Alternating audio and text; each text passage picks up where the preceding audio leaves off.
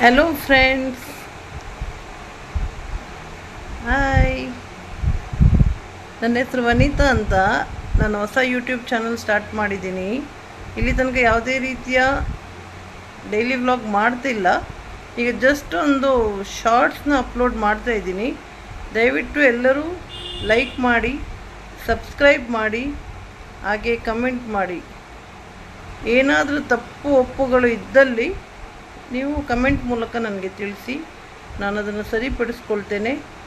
ಹಾಗೆ ನಾನು basically from ಮ್ಯಾಂಗ್ಳೂರವಳು, ಬ್ಯಾಂಗ್ಳೂರಲ್ಲಿದ್ದೀನಿ. ನಾನು ಸಿಂಗಲ್ ಪೇರೆಂಟ್.